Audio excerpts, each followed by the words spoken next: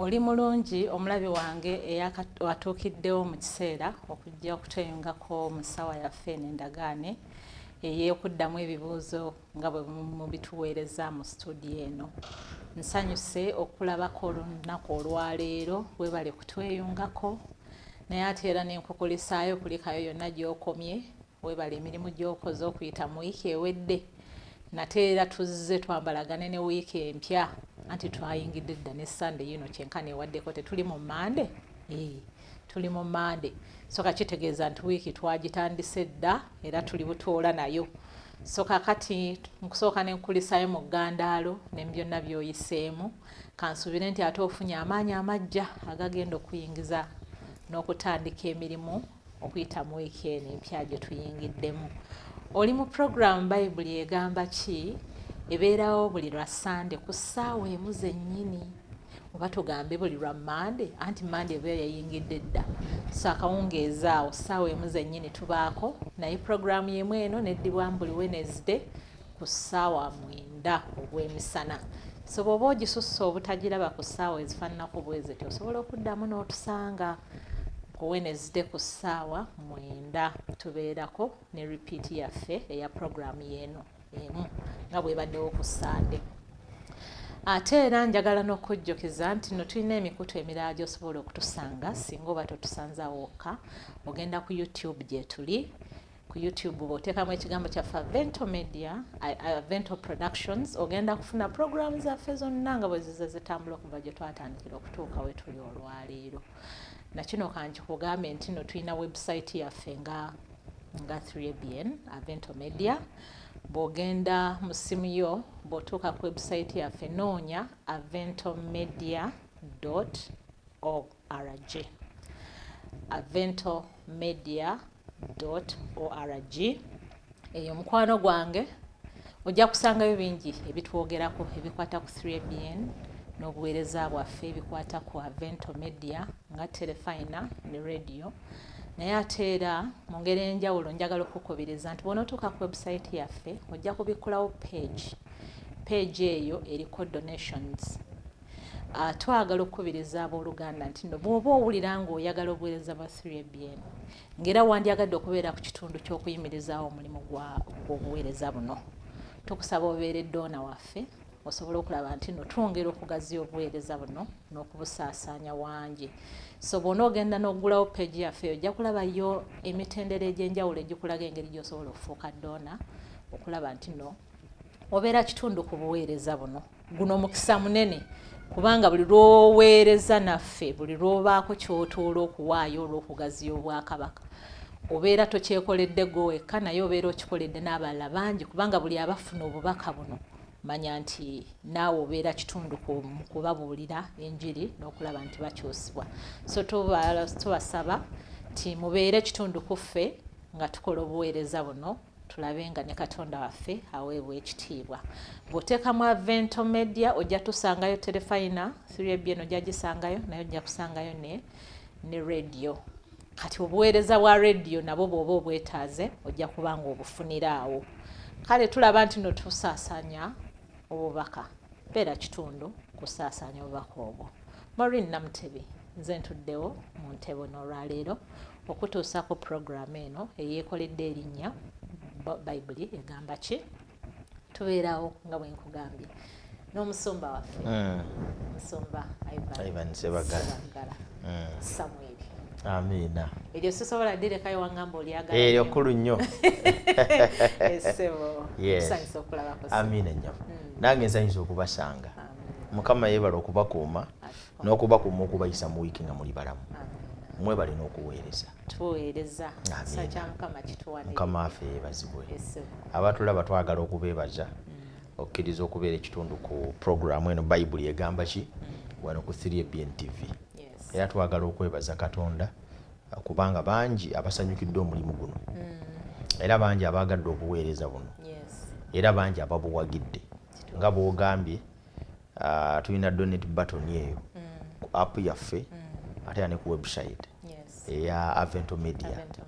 So beebala okuwagira omulimu guno obuwagizi tuwulabye nga bungi tulowooza nti n'oyo atulaba kati yandibadde talonzalonza awagire omulimu guno gusobole okugenda mu maaso nkama abwenyo omukisa beebale n'okubuuza ate n'okufiisanga akadde okutuula okulaba puroguramu eno waliwo eyaŋŋamba nti nze eno tensuba oba ndiruddawa oba ndirudda kwegamba yafuna ne gundi Avento Media gundi Play Store bwe yagidownloadinga kati nabeera nga ku app ye ali wonna waali kasitaba ne data nange wendi yeebale yagaa yetagisibwa mukama yeebazibwe kale katusabe tukwebaziza mukama kubanga otuwadde obulamu yeebale okutukuuma n'okutulabirira ekisa kye n'okwagala amu n'emirembe kakitubeere mukama atuluŋŋame nga tuyiga kuba Yesu Kristo mukama waffe bwe tusabye amiina.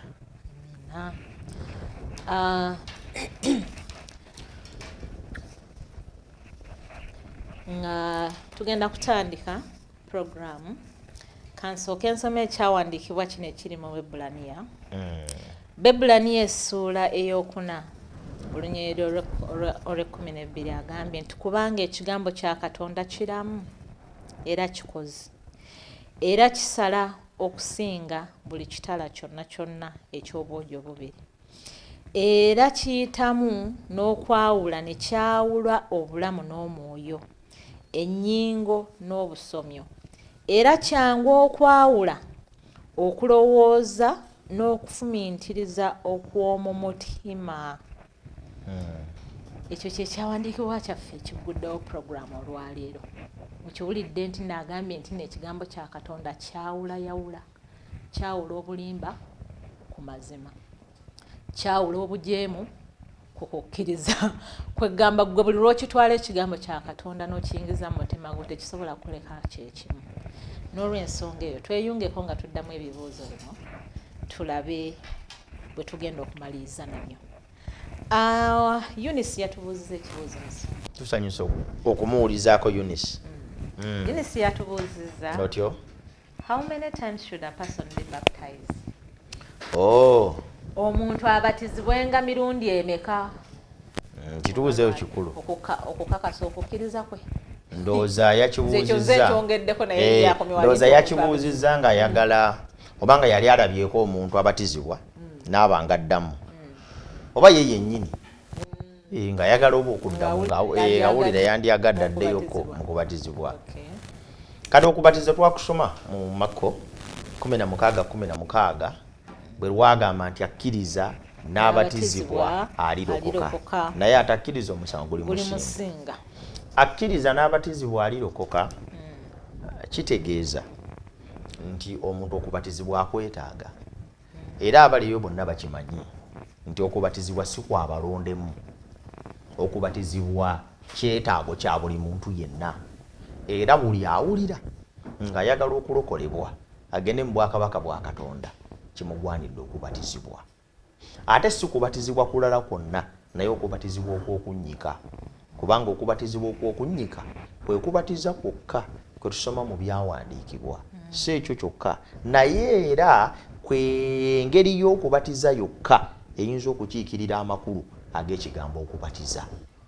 Olw'ekyo tubasaba buli ali yakkiriza Yesu Kristo okuba omulokozi we abatizibwe nga nnyikibwa olwo nno kiryoke kimubalirwe kubeera obulokozi. Nsomba n'amakulu g'obulokozi gennyini. Ekyo kituufu nnyo kubanga obulokozi butunnyonnyola nti twali babi Kristo n'atufiiririra. Bwe tumukkiriza ne tutabula ne tufuna obulamu obutaggwaawo. Twalina obulamu obukadde kaakati ne tukkiriza Kristo Yesu ne tulyoka tufa ku kibi wamu naye ne tuziikibwa mu kubatizibwa y'amazzi ne tuvaayo nga naffe tuzuukidde nga bwe yazuukira olw'okutambulira mu bulamu obujja. So kati okubatiza kwonna nga si kwakunnyika tekusobola kujjayo makulu ga kigambo okubatiza naye yo twekonyeyo bwekonyi. Kaakati okubatiza Yesu Kristo bwe yali ng'ayogera ne Nikodemo ayina ebigero bye yamugambe benjagadde osome mu Yokaana 3 olunyiriri olwokusatu okutuuka olwokutaano. Yokaana 3 olwokusatu paka olwokutaano agamba atya? Oyo najja gyali ekiro n'amugamba atya? Labbi tumanyi nti oli muyigiriza eyava eri Katonda kubanga tewali muntu ayinza okukola obubonero buno bw'okola ggwe wabula Katonda ng'ali naye. Otyo Yesu n'addamu n'amugamba nti ddala ddala nkugamba nti omuntu bw'atazaalibwa mulundi gwakubiri tayinza kulaba bwakabaka bwa Katonda. Omuntu bw'atazaalibwa mulundi gwakubiri tayinza kulaba bwakabaka bwa Katonda. Ekitegeeza nti okubatizibwa kwe kuzaalibwa omulundi ogw'okumeka. Tosobola ate kuddamu kubatizibwa olw'ompozi nga tozaalibwa gwakusatu. Okubatizibwa kakubeere kumu ng'omuntu azaalibwa mulundi gwakumeka, and that is done. Jensonga lwaki Yesu agenda mu maaso nannyonnyola amakulu gaakyo ngenda kuddako mu maaso osooka osome soma olwokutaano. Yesu n'addamu nti ddala ddala nkugamba nti omuntu bw'atalizaalibwa mazzi na mwoyo tayinza kuyingira mu bwakabaka bwa Katonda. Okubatizibwa kukiikirira okuzaalibwa amazzi, ate Yesu Kristo bwe tumukkiriza olw'okuyita mu mwoyo omutukuvu ne tuzaalibwa mu mwoyo. Omuntu azaalibwa mu mwoyo omulundi gumu era bwanga bwazaalibwa mu mubiri omulundi ogumu. Omuntu tazaalibwa mu mubiri mirundi mingi ne bamuzaala e Masaka naye ne wayitawo emyaka 5 ate Morini y'omu ne baddamu ne bamuzaala Ejjinja ne wayitawo emyaka nagala nedda ate kati bamuzadde eggulu. Nedda, wazaalibwa omulundi gutya kati bwe kituuka mu kuzaalibwa omulundi ogwokubiri era nagwo ozaalibwa mulundi gutya toyinza kuzaalibwa mulundi gwakubiri mirundi 10. Era nako kuba kuzaalibwa mulundi gutya. Therefore okubatizibwa kuteekwa kukolebwa omuntu yenna akukola ng'akukola mulundi gumu. On this condition. Twabanga kusomera. Otyo. Ng'abaana tubatizibwa emirundi ogusukka ogumu. Okuva mu siniya 1 ng'oli abatizibwa. N'abatizibwa paka siniya 4. Kakati ekyo twakola ki? Kyetwakolanga kyabanga kirungi. Kibi nnyo nga bwe nkinnyonnyodde. Omuntu azaalibwa omulundi gumu mu mwoyo. Tebaddamu kumuzaala nate mulundi mulala. Era si nkola ya Bayibuli. Era mu Bayibuli tewali we tusoma nga baddamu okubatiza omuntu okuggyako ku condition eyo gye ngenda okusomera. Bikola bikolwa Sura 19. Bikolwa by'Abatume 19. Olunyiriri. Osoma olunyiriri olwasoma lwakumeka lwakuna. Olwokuna agambye nti Pawulo n'ayogera nti Yokaana yabatiza okubatiza okw'okwenenya ng'agamba abantu bakkirize agenda okufa ennyuma we ye Yesu. Agenda okujja ennyuma we ye Yesu. Olwokutaano bwe baawulira ne babatizibwa okuyingira mu linnya lya Mukama waffe Yesu. Pawulo soma ndooza n'olwokusatu emboozi tuleme gitandikira wakati lwakubiri tugifune bulungi kale tandikira ku lwokubiri. Ebikola 19 olunyiriri olwokubiri. N'abagamba nti mwaweebwa omwoyo omutuukirivu bwe mwakkiriza. Ne bamugamba nti nedda. N'okuwulira tetuwulirangako nti waliwo omwoyo omutuufu. Olwokusatu n'agamba nti kale mwabatizibwa kuyingira mu ki? Ne bagamba nti mu kubatizibwa kwa Yokaana. Pawulo n'ayogera nti Yokaana yabatiza okubatiza okw'okwenenya ng'agamba abantu bakkirize agenda okujja ennyuma we ye Yesu. Bwe baawulira ne babatizibwa okuyingira mu linnya lya Mukama waffe Yesu. Pawulo bwe yabassaako emikono omwoyo omutukuvu n'ajja ku bo ne boogera ennimi ne balagula. Ne bookomaawo. Tugenda kunnyonnyola birala nnyo mu lunyiriri olwo kubanga ate ennimi ezo twazisomesaako mu kyakuyiga kiramba. Lwaki abantu abaakyukanga mu biseera bya Bayibuli eby'endagaano empya baayogeranga ennimi ez'enjawulo naye ate era abo abaakyuka mu kusooka tetukiraba nnyo nga kinnyonnyolwa nnyo ewalala n'embikola y'Abatume awo nga Yesu Kristo yakagenda mu ggulu. Tulabanga ennimi kyali kirabo ekkanisa kye yali yeetaaga. Tewabangawo kiseera kanisa lwe yali yeetaaze kirabo kya nnimi nga kiseera ky'Abatume lwa nsonga emu kubanga abantu bonna abaali bamanyi enjiri baali boogera Lwebbulaniya mpozi n'Oluyonaani kyokka nga balina okubuulira mu mawanga agasukka 10. kati ekirabo ky'ennimi kyali necessary olw'enjiri okusobola okugaziwa yensonga lwaki buli gye baabuuliranga ng'omwoyo mutukuvu agaba ekirabo kyaki ky'ennimi olwo abo n'abo babuuliddwa basobole okubuna ate nabo bagende babuulira abaki abalala naye kaleyo katuveeyo kubanga twayiga nti ennimi zitegeerwa ziwulirwa zivuunulwa ate Katonda yaziwa lwakubuulira njiri na kunyweza mulimu gwa kkanisa naye Pawulo asanze abasajja baabatizibwa nga bannyikibwa mu kubatiza kwa Yokaana naye ababuuza nti mwawebwa omwoyo omutukuvu bwe mwabatizibwa kubanga ekigambo okubatizibwa tekiri mu kunnyikibwa mu mazzi gokka kubanga ekigambo okubatiza kiyingira mu kigambo kye bayita okuzaalibwa obuggya ekigambo okuzaalibwa obuggya kitegeeza kuzaalibwa mu mubiri na kuzaalibwa mu mwoyo byombi bibiri bitambulira wamu okubatizibwa ng'omuntu tazaaliddwa buggya mu mwoyo tekulina mugaso okubatiza kukola amakulu ng'omuntu agenda okubatizibwa azaaliddwa buggya mu mwoyo kati ye condition yokka omuntu okuddamu okubatizibwa nga nnyikibwa ateekwa kuddamu kunnyikibwa kubanga teyazaalibwa mu namwoyo mutukuvu teyamumanya teyamuwulirako naye omuntu eyamumanya n'amuwulirako n'akkiriza Yesu n'abatizibwa ate taddamu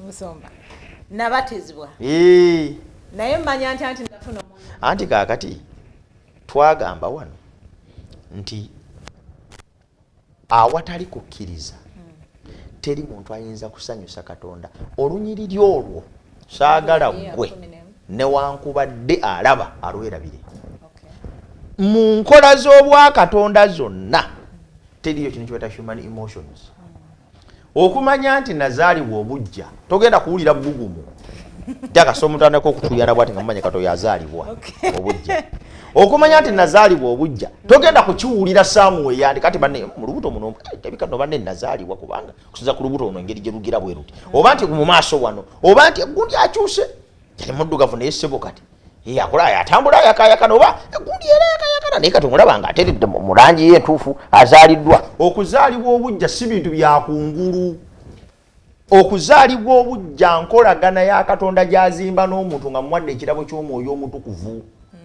kati manya ntya kyekibuuzo ekisinga obukulu manya ntya ati nazaalibwa obuggya manya nti nazaalibwa obuggya kubanga ne Pawulo wana akubuuza ekibuuzo abagamba mwafuna olunaku bano ne bamuddemu nti twafuna tebamanya na kumanya waliwo n'ekigambo omwoyo kati Pawulo ababuuza mwe mwakkiriza ki kubanga ne Yokaana oyo gwe mugamba okubatiza kwe yagamba buli gwabatiza nti naye oyo ava emabega wange yali babatiza n'omwoyo omutukuvu kati mwe mwabatizibwa mutya mu mazzi ate oyo yali ava emabega wa Yokaana ye ne mutamumanya kitegeeza mwawuga buuzi mulina okubatizibwa alino yava emabega mumumanye kati mumumanya mutya tugambye nti omuntu yandibadde n'okukkiriza n'amanya nti olunaku lwenzikiriza Yesu Kristo okuba omulokozi wange okumuwa obulamu bwange abufuge era abukulembere. It is that faith that makes you believe that now I'm born anew, and you start by that faith to be a different Christian. Wewe nawe olunaku lumu ndo wakola decision eyo mu bulamu nogamba lero nzikiriza Yesu okuva ko okutuuka olwaleero oli mu kutambula zina gikola ndi P7 wayisewo emyaka mingi wayisewo emyaka mingi kunukiriza 25 bukyanga nva P7 wayisewo emyaka mingi kati emyaka 25 nakola decision nga ndi mu kibiina ekyomusanvu nti mpadde obulamu bwange eri Yesu era nzewo ntambula olugendo olujja naye. Ever since I made that decision by faith olw'okukkiriza natandika okutambula ne Katonda kuba Katonda atwagaza kusalawo na decision. Seta akuwulira bugumu, seta akuwulira ng'omutwe gwakayakana, seta akucamuka, seta kati omwoyo kati wuno bannanga zikempulira ebigere bino nga bikubagana kati omwoyo walire dda kintu kitwala na kukkiriza. Kale bwe tuddayo ku kibuuzo kyaffe tugamba tewetaaga kuddamu kubatizibwa. Obatizibwa omulundi gutya gumu mu mwoyo n'amazzi, ekyo ne kiggwa. Kitegeeza bw'okkiriza Kristo Yesu. Yes. Ofuna obwa Katonda bwonna mu bujja. Kyayisa okubatizibwa n'omwoyo. Kati bwamala okubatizibwa n'omwoyo n'obatizibwa n'amazzi kati olw'obanga wenna omaze okwambala Katonda. Kakati ekyo kati tewetaaga ku muntu yenna kuddayo mu mazzi. It is not necessary. It is nowhere. kati Musumba ekujjaka waliwo wetugamba nkola ya kanisa nti oba omuntu abadde excommunicated nga yasooka oba n'awanduukulwa naye n'ayagala okudda waliwo oyo naye neebaayo n'ono awulira nga mu kutambula kwe k'okuba nti alabira ddala ebya Katonda yali yabivaako nga ye kennyini yeesalidde omusango n'amanya nti abadde nga takyakuŋŋaana abadde nga takyakola nga Bayibuli bw'egamba naye nga n'ekkanisa temumanyi nti abadde nga abikola naye nga ye muli awulidde okulumizibwa nti akomewo oyo abantu abafaanako bwe batyo oli gwe baagira n'akoma n'ono ayagala okudda mu mbeera y'omwana eyazaawa yagenda n'abula naye kati ategedde bw'amaze okulya ensi n'emutama n'emugubya kati adde ayagala okunaazibwa oyo akolebwa ati kaakati ekintu kyokka tosobola kuwakanya kwekola kw'omwoyo mu bulamu bw'omuntu teri muntu alina kwefuula Katonda nti newankwadde ng'omwoyo omutukuvu alina kyanyigiriza omuntu ye kakigaane kubanga ye bw'ategeera oba bw'alaba tetulinayo tteeka liziyiza muntu kuddamu kubatizibwa wabula tetulinayo nkola yonna nangeri y'amakulu gakuddamu kubatizibwa kuleeta makulu malala kyeŋŋamba oba ntegerekese nti okuddamu okubatizibwa emirundi 10 tekirina makulu mapya gekireeta kuva ku kubatiza kwasooka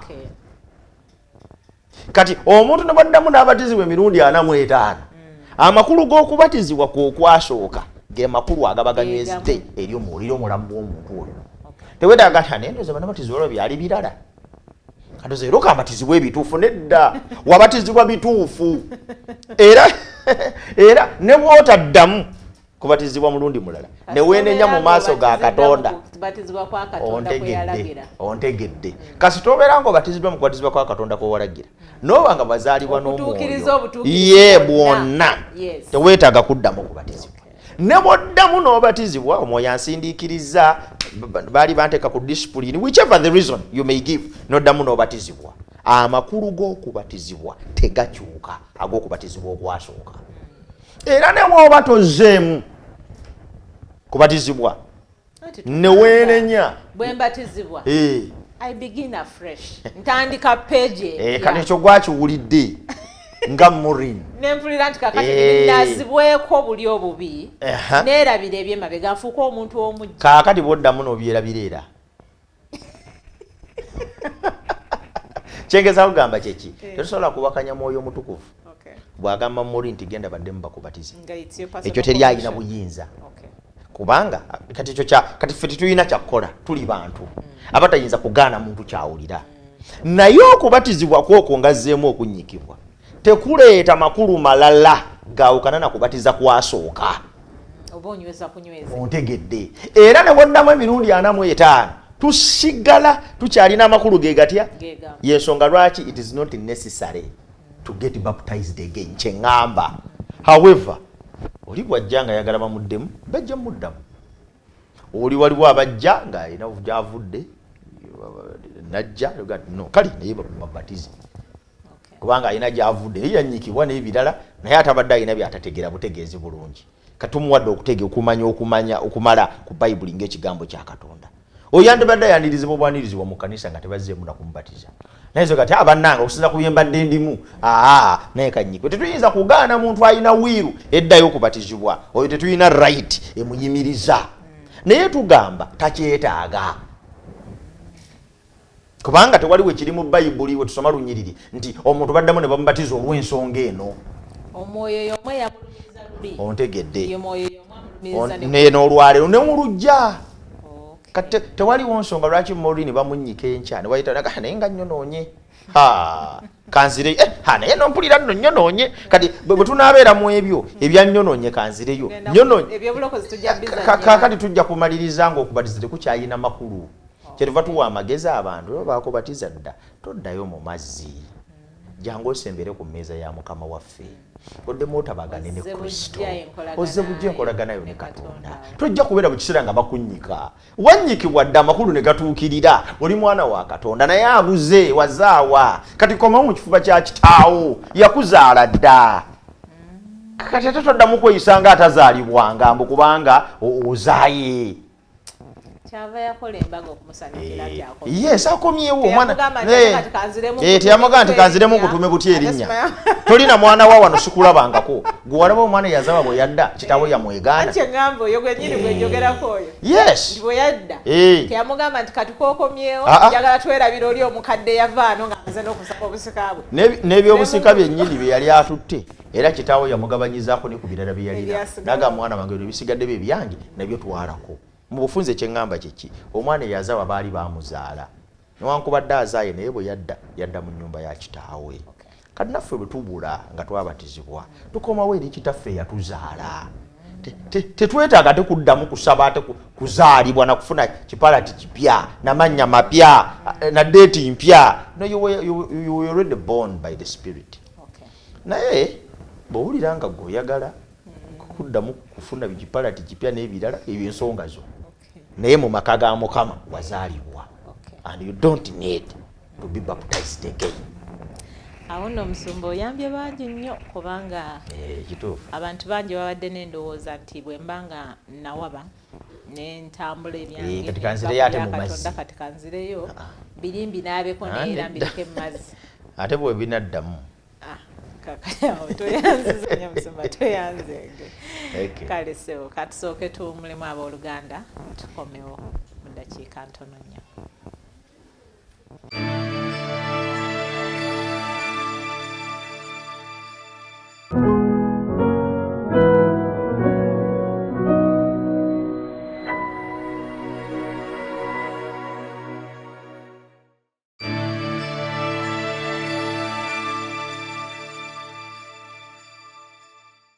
Kulekayo omulabi wange okuva mu kuwumulamu okwo webale okutweyungako mu program Bayibuli egamba ki akaseera kano. Nkujjukizaako nti tuyina obuweereza obw'enjawulo bwe tuweereza nga 3ABN. Osobola okugenda ku YouTube, osobola otusanga ku Facebook, naye tulina n'ekibanja ekiramba website number. Ogenda n'oteekamu ekigambo kyaffe nti Avento Media n'obeera ng'osobola okulaba programu zaffe zonna nga bwe zitambula. Naye nkujjukiza era mukwano gwange nti beera omu ku bagabirizi b'obuweereza buno obeere ng'otuvujjirira ensimbi okulaba nti nno twongera okuweereza obulungi kubanga mu buweereza bingi ebibeera byetaagisa. So fuuka omu ku ffe obeere ng'oli mukono oguwanirira obuweereza buno. Tuli ku nsonga za kubatizibwa naye nga bwe tuzimaliriza tugambye nti omuntu teweetaaga kubatizibwa mirundi mingi. Weetaaga okubatizibwa kumu n'oyingira mu nnyumba ya kitaawo kasita okkiriza nti Katonda yakulokola, kkiriza nti n'omwoyo we mu kubatizibwa wamufuna. Tweyongeddeyo musumba, twafunye omulabi waffe bamuyita Kizza Alex asinziira Mukono. Yabuuzizza ekibuuzo ng'agamba nti ani yatonda Sitaani? Kizza Alex ani yatonda Sitaani? Kyenkana ne yeddamu n'agamba nti Katonda bw'abanga ye yatonda Sitaani, Katonda lwaki yamutonda? Lwaki yamutonda? Era lwaki ye kamutonda tamuggyaawo kubanga yatoke mu kuyingira mu kukema? Kaakati ekisooka Katonda ye yatonda Sitaani newankubadde nga teyamutonda nga Sitaani, byanjawulo. Nga bw'oba nti gwe wazaala omunyi w'enjaga naye bwe wali ozaala tewazaala munyi wa njaga. Katonda ye yatonda Setaani naye teyamutonda nga Setaani. Ekigambo Setaani kitegeeza omulyolyomi, kitegeeza omulimba w'ensi zonna. Yafuuka bufuusi naye si bw'ate bwe yali. Bino oyinza obisomako mu kitabo ky'Ezeekyeri essula ya 28. Olwokuba nti ekibuuzo twakiddamu dda, tulina programu namba. Tulinayo programu. Ndoza programu ya 48 n'eya 5. Zombi bbiri ezo. Zonna zigaziyete kyokka. Emu yali ebuuza nti ku Sitaani ne Adamu ani eyasooka. Twannyonnyola ensonga eyo. Then ne wabaayo ey'okubiri yali agamba nti Katonda yatonda abantu tubeerenga akanyeewa kukwasitaane lwaki atubonyaabonya nga ate yamulaba bulabi mukwano gwange zinoonye ojja kulaba agende ku YouTube ateekeko data ajja kufuna obugazi bw'ekibuuzo kino naye twagadde tukisoma amanyi nti kyatuuse twaddamu ne tugamba Katonda yatonda Lucifer lyerinnya erinnyonnyola malayika wa Katonda gwe yatonda eritegeeza emunyenyi ey'enkya morning star erinnya eryo lyamuweebwa kubanga ye kwe kwali okwakayakana kw'eggulu omukulembeze wa malayika bonna bayibuli egamba nti yali kerubi abikkako ng'ekitiibwa ky'eggulu lyonna n'obwakatonda bwonna Lucifer aweereddwa omukisa okukola obuvunaanyizibwa obwo n'ayambazibwa n'amayinja mangi ag'omuwendo yali ne mu Adeni olusuku lwa Katonda naye yaliyo Yezekeri 2:8 ebigambo ebyo byonna era n'agamba nti wali ng'otuukiridde mu makubo go gonna okutuusa obutali butuukirivu obwalabika mu ggwe olw'ekyo Katonda teyatonda Setaani omubi Katonda yatonda Lucifer malayika omutuukirivu naye oluvannyuma ekibi ne kirabika mu ye era bwe kyalabika mu ye n'agamba nti nkusudde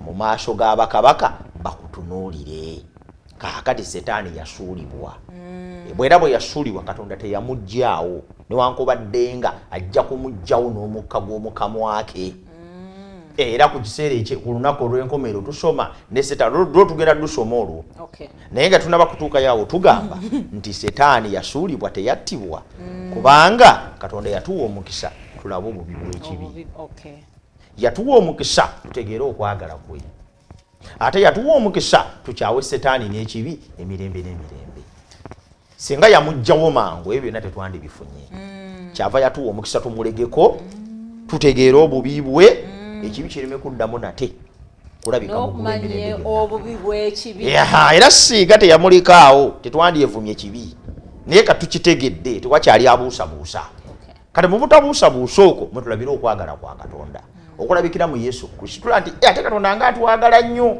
ate bwe twayonoona ate n'ayongera ate okutwagala nga kino kyanjawulo kati Mukama n'aba nga yeeyolesenga obw'okwagala naye enkomerero ya byonna Setaani agenda kuzikirizibwa saagala abantu beeraliikirire lwaki Setaani teyamutta Katonda agenda kuzikiriza Setaani ngesaagala abantu bakyeraliikirire balaba aluddewo Setaani atuzimbyeko akayumba naye Katonda talwawo Katonda bataluddewo buli kintu kyonna engaffe bwe tulowooza okulwa buli kintu kyonna kikolebwa mu nteekateeka ye olw'okuweesa erinnya ly'ekitiibwa ne Setaani okulwawo nga tannaba kuzikirizibwa nakyo ate mulimu mukisa newankubadde nga tulabamu ebizibu biki bingi kubikulirwa sura 2 egenda kusoma olunyiriri nasomera 19 tuuseeyo kubikulirwa 2:19 agambye ati awo nga mpeereza Mukama waffe n'obuwombeefu kubikulirwa sura 2 osoma kigabo kya kubikulirwa kubikulirwa sura 20 kubikulirwa 2 osoma olunyiriri 10 2:10 agamba atya 2:10 agambye nti 10 agamba nti n'omulyolyomi eyabalimbanga n'asuulibwa mu nnyanja ey'omuliro n'ekibiriiti era omuli ensolo ne nabbi ow'obulimba era banaabonyaabonyezebwanga emisana n'ekiro emirembe n'emirembe kati awo kirabe kati omulyolyomi si ye Setaani ne nabbi w'obulimba n'abalala agamba bagenda kusuulibwa mu muliro bazikirizibwe ekigambo ky'okubonyaabonyezebwa emirembe n'emirembe tekitegeeza nti Katonda agenda kubeerawo ng'ayita Setaani kutuusa myaka egitabalika kitegeeza nti agenda kumuwa ekyokuggwaawo emirembe gyonna talibaawo ebiva mu kwokebwa kwe ebiva manyi Bayibuli ebinnyonnyola ebiva mu ekyo ekikoleddwa ebyogerako ekigambo emirembe n'emirembe gino lyeri byetteeka gye muli emirembe gyonna ekigambo emirembe gyonna bawandiisa b'Ebbulaniya bakikozesa nga mu ntegeera yaabwe eri nti buli kintu kyonna ekikolebwa ng'ebigenda okukivaamu bya bbanga lyonna kiba kya mirembe na mirembe kakati kati so ebiva mu kwokebwa kwa setaani kwe kusaanirawo ddala emirembe n'emiki n'emirembe ebiva mu kubonyaabonyezebwakwe bya mirembe na mirembe so setaani ajja kuzikirizibwa era ajja kusaanyizibwawo ekyo tekyeraliikiriza muntu yenna kadde budde keekabulayo setaani okuggibwawo azikirizibwe kwegamba omwana kyagamba gwe lindirira bulindirira tuula osirike ekiseera kya setaani kijja ekyokumuzikiriza abantu betaaga kweraliikirira nnyo naye nga tamutta kituufu atubonyaabonya n'ekiseera kye kijja ekyokuzikirizibwa bantu tebeetaaga kutya era tebeetaaga kweraliikirira. Alex ndowooza okiwulidde mukwano, Katonda teyatonda mujeemu naye omujeemu yafuuka bufuusi mujeemu n'akola by'ayagadde. Naye ekiseera nga musumba bw'atugambye Bayibuli etusuubiza nti ajja kumuggyawo, alina okutonda eggulu ensi empya n'eggulu erijja olw'okulaba nti naakyusa ebikadde n'okugirawo ddala ekibi n'omubi emirembe n'emirembe. Kale twesunga olunaku lwe tulibeera nga ddala omusajja oyo tumuwonye n'abamalayika be. Yongeddeko ekibuuzo musumba Alex Omwoyo agambye nti ani yaweebwa obuyinza okusala omusango ku nsi oba okusalira abalala omusango ku nsi? N'agamba nti yaate omulamuzi oyo bw'abanga alina gw'asalira omusango. Kwegamba alinga tubuuza nti abalamuzi baaweebwa obuyinza ku nsi okusala omusango. Naye ate bw'obamala okuweebwa omusango singa omulamuzi omu abeera n'obujja ku muntu gw'asalira omusango amuwalana abamuwalana naye alina kayongeddeko nti omulamuzi ono n'afa. Kubanga anagambye nti no mbu bw'abanga amuyinako obujja oba obutategeeragana naye n'afa. Tulimanya tutya nti oba tulimanya tutya nti ani ali musalira omusango kati ate ye omulamuzi anti abadde agusalira banne kati ate ye.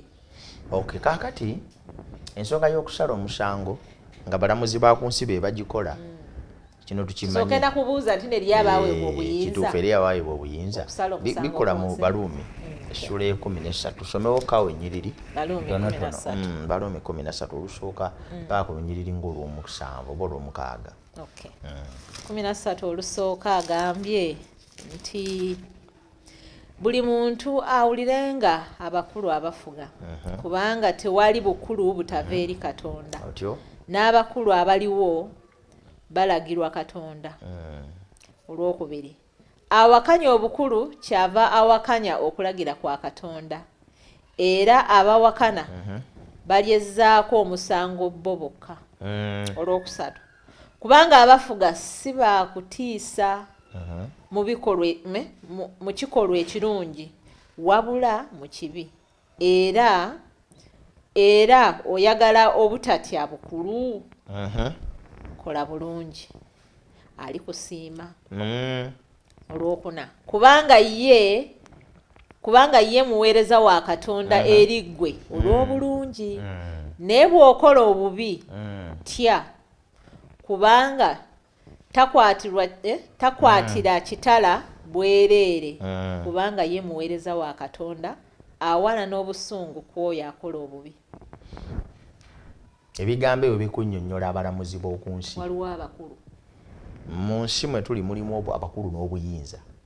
Abalamuzi si gaddamba lya gavumenti lyetuyita judiciary ery'omukono ogutereeza si gaddamba eryateekebwawo nga liteekeddwawo okutereeza. Era mu ssiga eryo mulimu n'abasirikale mulimu ne prisons nti bwe bakusalira omusango omusirikale bwakukwata ng'ozizza omusango akutwala mu kkooti ekkooti negukusalira oguba gukusinze ne bakutwala gye bakutereereza. So we have the police, we have the judges and we have the prisons. Kati abo bonna bakola mu ngeri y'okutereeza ensi mu by'amateeka era abasirikale bakwasisa b'amateeka. Kaakati eyo gavumenti akugambye nti obuyinza bwe balina tewaliwo wonna watali bukulembeze. Sifudde babukozesezza batya naye kasita baba nga bakulembeze Bayibuli kyegamba nti ekigambo kye bayita leadership kyateekebwawo Katonda. Pawulo kyagamba. Yes, obukulembeze bwonna bwateekebwawo Katonda. Kubanga ye mukulembeze yasooka. Leadership is from God. Teri muntu yateekawo obukulembeze bwateekebwawo Katonda. Kati abo ababuyingiramu be babeera ababi. So sinti obukulembeze bwe bubi. Abantu njagala bakitegeere. Bible yagamba nti obukulembeze buva eri Katonda. Kituufu. Okuba ne president, ne muba ne parliament, ne muba ne judiciary, ne muba ne legislature, ne muba simanya ne baani. Ebyo byonna ebyobukulembeze ku byaleero si 1 ero si 2 ate ow'omuluka ate simanya ow'eggombolola byava eri Katonda. Alex amanyi nti obuyinza bwaweebwa. Alex amanyi nti Katonda yawa obuyinza bw'obukulembeze ku abantu bamukulemberereko. Abantu bakole ekitundu mu bantu bannaabwe. Wabula Katonda kyabasaba nga bakikola bakikolere wansi w'okulungamizibwa kwe. Era singa abakulembeze bonna ng'obukulembeze bwe buva eri Katonda nga baali batambulira wansi w'oyo omutandisi w'obukulembeze, yasinga ensi kyekifo kye twandisinza okweyagaliramu. Kuva ku Katonda nankola ekyo ekitubonyaabonya. Ate bwe tuyita abantu badde ku nkola ya Katonda muli basiru temutegeera muli kubya mmwe bimwogera byayitako dda ffe ensi edduka misinde eraga wanga abantu bafa. Tuli ku speed. Ebintu bya ddiini tokyayogera kati bya ddiini naawe. Tuli kukola ssente ng'onyumya bya ddiini. Simanyi ngeri bantu gye beewunza. Kyokka bwe bamaliriza ebyo mututubulira bya ddiini temutubulira bya Bayibuli. Saga kuwulira bya Katonda. Ate bwe bazifuna bwe bafa bwe balwala bwe bayigganya. Singa abakulembeze baffe badde eri Katonda ze bafuna ze zibabonya ontegedde. Njagala olowooze parliament yaffe ozifuna ate tewebaka. Singa parliament yaffe ne sipiika engambe ya Uganda singa bonna baali bakuŋŋaanye wamu ne baga nti parliament ogiddukanye ng'ekigambo kya Katonda ekitukuvu bwe kiri. Singa teri munna Uganda alaja na parliament wano. Bwe tugamba nti obuulire enjiri abantu bategeere Katonda bwe tebirina makulu. Naye ate byokka ebigenda obbajja mu kubonaabona. Kale babeerawo bapulaninga kwekalakasa tugende egintulwane guno tujja mujjako omanyi lwaki abantu balimu ebyo banoonya solutions ezinaatereeza ensi kyokka ng'ensi etereera mu kigambo kya Katonda. Ontegedde. Kati mu bufunze kye tugamba kyeki abalamuzi obuyinza obw'okusala omusango Katonda yabubawa. Naye obuzibu nga bwagambye kati mulimu oyo awalana ate gwe basalira omusango. Kati okitegeeza obuyinza obwamuweebwa Katonda abukozesezza buki era bw'abukozesa obubi oyo nannyini kubumukwasa ali accountable eri oli amuwadde obuyinza. Kati abuuza ani anaamusalira omusango ekibuuzo kikuzeemu. Alex teweta ani agenda okusalira omusango abakulembeze? Katonda be yateekawo bakulembere mu kifo ky'okukulembera ne bakola byabwe. Katonda kubanga ye yabatolerako obuyinza. Naye agambye nti oyagala omukulembeze akwagale mbeere bulungi mutye era kola bulungi. Kale kye tugamba Alex n'abalala nti kooti eyo togiraba bo tolina kyomenye ku constitution ate ekwagaza ki munnange ate ekwagaza ki era terina kyekunoonyaako. Naye bwe weesanga ng'oyimiriddeyo manya nti waliwo obuzibu. Kale n'oba toyagala poliisi ekkuba ejjeeke ekuyoole bagamba nti kafyu tumutaddewo wano toyitawo taye emabega okoma 12 okutambula fine koma 12 odde wuwo you'll find no problem. Batugamba koma 12 oli ku mukaaga atambula bamugamba yita kudya yita ku kkono. Kati bannange Katonda beewa obuyinza Bayibuli kyeva egambye nti ekitala takwata kyaki kyabwerere. Ekkooti eyo n'ennyondo gyakwata omulamuzi si yakusaaga ayinza ogikoona wansi ne bakussaamu n'omugwa kati omuzannyirako obuyinza abulina. Kale oba toyagala agikoone wansi lwaki otemula munno muleke kubire n'emirembe mu nsi. Kale bakunone ewuwo nti watsa omuntu naye nga towayitidde nayo. So Katonda yagenda okusalira omusango abalamuzi bonna abakozesezza obubi entebe yaabwe y'okulamula. Naye abo bonna abagituddemu ne balamulanga eyaba obuyinza bwagamba abo tebalina mutawaana era bakuyingira mu bwakabaka bwa Katonda kubanga balamudde ng'eyaba obuyinza bwe yabalungamye. Yes.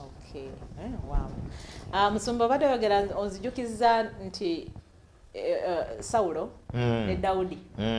Saulo amala okugibwako obukulembeze bwe nga kabaka wa Isirayiri. Katonda ng'amaze omuggyako obukuumi bwe. Yes.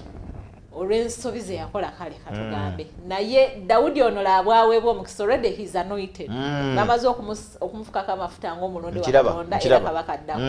Naye laabwasinkana Saulo mu kaseera we yandigambye nti ono kyekiseera tumugjewo yambonyaabonya obwedda ate kati afuukidde eggwanga ekizibu. Naye nze lesson gye ngizeewo omusumba bw'obadde oyogera nfunye ekyokulabirako ekyo ne ngamba ne Daudi mu butuukirivu bwe mu bulonde bwe teyakomya Saulo olw'okubanga naye yali mulonde. Yandibadde amugamba va ku ntebe nzireko. Kituufu. Naye yalinda nannyini yamuwa obuyinza lwe yamutuuza ku ntebe ye yennyini ngamba n'okugyawo noone yamwejjirewo. Yes. Kimpadde ekyokuyiga nti kakati bannange bye tukaayana Katonda ayina ekiseera. Kituufu. Ekyo kituufu. Katonda ayina ekiseera kye. Tewaliwo yeetaaga kukwata ffumu ajjewo omukulembeze tonoweero saatu tami mu mwokya omuliro. It's not necessary. Nannyini kumuwa buyinza kasita oli abukozesa obubi ye nannyini mu kusala musango. Mulinda amusalira omusango gwe. Yes, amusalira omusango gwe oba mu bulungi oba mu bubi. Ebyo kiri eri Katonda si eri bantu. Si eri bantu kubanga abantu ebeddiza obuyinza bwe bumu babukozesa bubi. Bwe kiri. Babukozesa bubi. Bwate ffe tetulabanga Katonda bw'alaba. Kale Alex webale kubuuza kibuuzo ekyo mukwano katulowooze nti oddiddwamu bulungi. Amangu nnyo omusumba tugende ne ku kino. Kigamba nti nsaba omusumba ombuulireko okusaba okw'okugenda ebuziba. Weekutya era bwe mba sisabye mu kusaba okw'okugenda ebuziba Katonda tampulira. Kaakati ekibuuzo kyaweereza. Kaakati waliwo ebintu ebizze ng'ekyamazima bantu babireese buleesi kubanga bali emotional babireetedde mutima gwa buntu. Kati ekyokusaba okugenda ebuziba okusaba simanyi batulyakinyonnyola mu kyutya abantu abatulaba. Okusaba kwe kwogera ne Katonda nga mukwano gwo. Okusaba tekuliiko definition. Tekuliiko kunnyonnyolwa kugenda wala.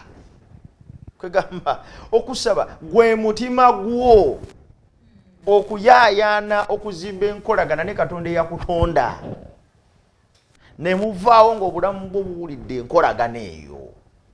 Okusaba tekuliiko mateeka gakulambika. Mu Bayibuli tulina amateeka galambika kusaba okuggyako amatono ennyo. Amateeka agalambika okusaba gali 3. Etteeka erisooka tulina okusaba n'okukkiriza n'obwesige kubanga awatali kukkiriza bwe tusaba nga tetulina kukkiriza tufaanana ng'eryato eriri ku nnyanja erizunga obuzunzi. Eryo tteeka limu. Etteeka eryokubiri gamba tuba tusaba tusabe nga tuyita mu linnya lya Yesu kubanga mu linnya eryo lyokka essala zaffe zonna mwe ziyita okugenda eri Katonda. Etteeka eryokusatu litugamba ti bwe tuba tusaba tuleme kusaba nga tuli mu kwerowoozaako kwaffe. Gamba n'osaba gw'obeere bulungi, n'osaba ate abala banyigirizibwe, n'osaba bakulabe, n'osaba abantu bakutende. Kati ge mateeka 3. Wejjeeko serefu gwe vaawo oteekebwo Katonda. Saba n'okukkiriza ate osabe mu linnya lya Yesu.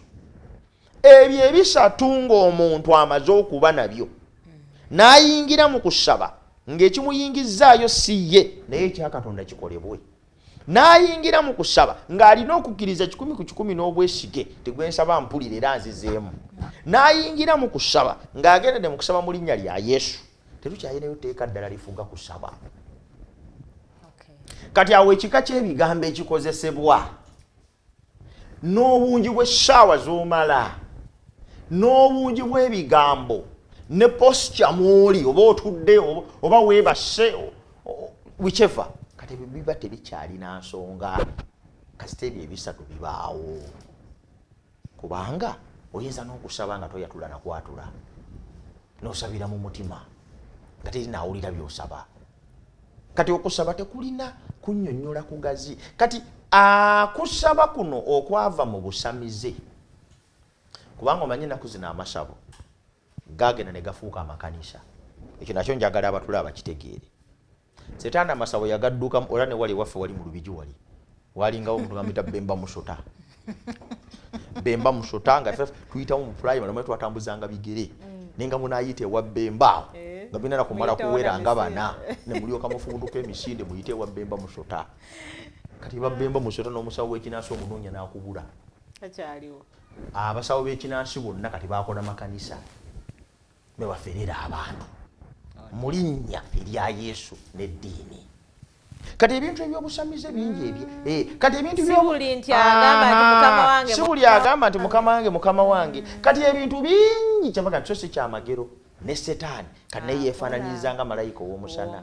N'abaddu be nabo beefaananya bwe batyo.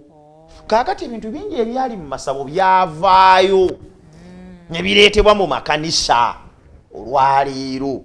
Omwoyo omutukuvu tebamukoowoola nga Mandwa. Omwoyo sebo omwoyo taata jangu. Omwoyo omutukuvu tebamukoowoola nga Mandwa. Emmandwa ze baayitanga era bayimbanga nnyo ne bakuba eŋŋoma ne batuuya abantu ne beevulunga. Bayita ki? Mandwa. Baabalyawo sawa nga watambulidde ddala bonna baweddemu. Emmandwa n'erinnya ku jjoba ly'omuntu. Kati bwe byalinga mu masabo abantu ba Katonda tebayita mwoyo nga Mandwa. Bayibuli egamba omwoyo atuula mu bo ate kati bayita waaki? Ate omwoyo bw'aba atuula mu ggwe nga mwasula kati ate omukoowola kuvaawa? Kati bawulira abantu abakoowola omwoyo nga tali mu bo, okwo kusinza kwali kwa busamize kwe kwajja mu kanisa. Emmanda bwe yakwatanga omuntu nga yeevulunga ng'agwa ku ttaka ng'abimba ejjovu ng'aleekaana, tetunayo tubisoma mu Bayibuli. Omwoyo omutukuvu bwe yajjula abantu ne bagwa wansi ne banuubuka. Yandisookedde ku Yesu. Kati tulina amakanisa olwaleero ng'omwoyo bw'ajja ne bagwa mu ntebe ne beetomera ne babimba ejjovu amaaso ne gakanuka mbola omwoyo asse. Ebyo byabeeranga mu masabo. Sijja kubinnyonnyola nnyo olw'obudde. Kati n'ebintu eby'okusaba mu buziba nabyo byabeeranga mu masabo. Tebyali eno mu Bukristaayo. Mbu buli lw'omala ebbanga osaba and you lose yourself. Nti when you lose yourself nga n'okutegeera tokyategeera. Katonda n'alyoka awulira ebyo byabasamize. Nga n'okutegeera tokyategeera olwogenda kutegeera ddi kyayogera. Kubanga olase tokyategeera. Ate nga ekimuleese kwogera. Era Katonda teyakolagananga n'abantu batategeera. Kati emmandwa zokka zeza abantu nkugambye abantu bayimbanga ne bakuba eŋŋoma ne baleekaana ne bawunga amagezi ne gabagwako n'abuukabuuka ne bafuuka ekitategeerekeka olwo ne balyoka bambazibwa amaanyi g'emmandwa. Kati bw'otandika gatugenda mu buziba oli asabe alusinga esserefu nga tekyategeera ali mu buziba oyo. Kati ezo mmandwa. Kakati mu kusaba Katonda ow'eggulu oli Katonda ye kitaffe. Yensonga lwaki Bayibuli egamba musabe ne oba tonna bagenda buziba nga yategedde dda. N'obwetaavu bwo we buli. Yatugamba temwetaaga na kwogera bigambo bingi. Kyava agamba nti bwe musabanga temuddiŋŋana mu bigambo. Ne Saala Yesu gye yasaba bw'ogisomamu yonna toyinza nagyogerera ddakiika 5. Katonda wammwe awulira si muzibe w'amatu. Ate si nti tategeera bye wabula mu nkomerero y'abyonna ku kibuuzo kino nsaba abantu bategeere nti omwoyo omutukuvu owa Katonda nga batugamba mu Baluumi 8:26 n'okwambuka waggulu atubeera ne mu kusaba kwaffe. Tutasoma olw'obudde. Kati omwoyo omutukuvu ono yafuga obulamu bw'okusaba obw'omuntu sigaana. Yakobo yamala ekiro kiramba ng'asaba ng'alwana ne Mukama, ne Yesu naye yamalanga ekiro ng'asaba. So ate Danyeri ne Dawudi baasabanga emirundi 3 buli lunaku. okiwulira saate Eliya ulusozi Kalumeeri yasabira eddakiika emu yokka kati omwoyo omutukuvu yafuga okusaba kwaffe bw'abanga akyagamba omuntu nti saba okyetaaga okuba mu kifo ne Mukama continue bw'abanga it is the Holy Spirit to lead you into what prayer is naye tewabawo definition yonna eweebwa tikati saba bw'otaasabe kutuuka olina okusaba gwe n'otuuka mu buziba bw'otaatuuke mu buziba gwe yembeera tejja kgenda that's a lie okusaba tekulina tteeka likufuga naye bw'oyingira mu kusaba nga you need a day olaba n'abeera ayingidde mu kufa mu ngeri ya kituufu waga Yesu nyamba Yesu munange ntaasa yadde n'ebyokwogera talina esaala ejjudde esaala ejjudde Eriya yayogera ebigambo 9 omuliro ne gwaka tewaliiwo kunnyonnyola kwa kigambo okusaba nabwe kulina kufaanana naye tusaba omwoyo mutukuvu atukulemberenga mu kusaba bwakulembera olunaku lulamba tekirina buzibu bannange okumala olunaku lulamba ng'oli mu kisenge ky'osaba no problem you can do that sikugaanyi naye togeza sikukola na puroguramu noga leero ngenda mu buziba teriiyo puroguramu ya buziba sijja kuvaano paka tonanzira muyagala kuddemu atya kati nteeka okulaba Mukama njagala kulaba Mukama Katonda kale mubufunze tugamba bwetu era abantu bangi abasaba ensaba eyo batuuka ne batugamba abadiventi bamanyi okusaba nakisanko gye mbaddeyo nga mbuulira abayizi tekikula aba Seventh Day muyina ekizibu kimu bakyamize temumanyi okusaba what they define as prayer is getting lost of senses ebyo si mwoyo mutukuvu yasomesa ffe tugamba nti bayibuli tuyigiriza okusaba nga buli kiseera na mu buli kifo seetaga kumala kufuna gye ŋŋenda oba ndi mu takisi oba ntambula nzira waka oba ndya mmere oba tuli wano mu program yo bayibuli egamba beera ng'oli mu kusaba kati seetaga kusaba nsi kutegeera nti Morini kati andabye ne mulimba naffe ensi yonna etegeere ti oyo asimbudde so saa Mukama atuwe nnyo omukisa nga tulowooza ku nsonga eyo mwanyinaze tumuzeemu tumugamba tolina kyeweetaaga mu kugenda buziba mu kusaba kubanga tekiriiyo mu bwakatonda kitu kyokka ky'oyinza okukola okusaba Katonda ng'omwoyo bwakoze eki bwakulumiriza mu kusaba yes tweyanza nnyo Musumba tweyanzenge abalabi baffe mwebale nnyo okubeera naffe mu kaseera kano ababuuziza ebibuuzo Alex gwe tukutegeddeko ne mwannyinaffe oyo gwe tutategedde linnya mwebale tukolera puroguramu ey'olwaleero n'abalala bangi tukyasubira ebibuuzo byammwe mweyongera okubuuza ffe wetuli ku lwammwe nga Mukama ye mubeezi kale tweyanziza okubeera mu puroguramu bwe tutyo bwe tugiggadde Musumba waffe abatumidde nnyo bonna mwebale nnyo okutulaba mwebale nnyo okuweereza ebibuuzo ne byonna bye mukoze katubaagalize Katonda omulungi ow'ekisa abeere nammwe katuggalewo puroguramu amina Mukama tukwebaza kubanga otuwadde obulamu webale okutukuuma n'okutulabirira wabala ekisa kyo n'okwagala kwe kitubedde linnya lyetukuvu lyebazibwe liweebwa ekitiibwa webale okutusomesa yongera okutuyigiriza ekigambo ky'obulijjo tutambulire mu bulamu obulumisa erinnya lyo bugabizibwa n'ekisa kyo bitubeere ku bwa Yesu Kristo Mukama waffe amiina emirembe gya Mukama gisigale nammwe paka sandijja tulabagane nate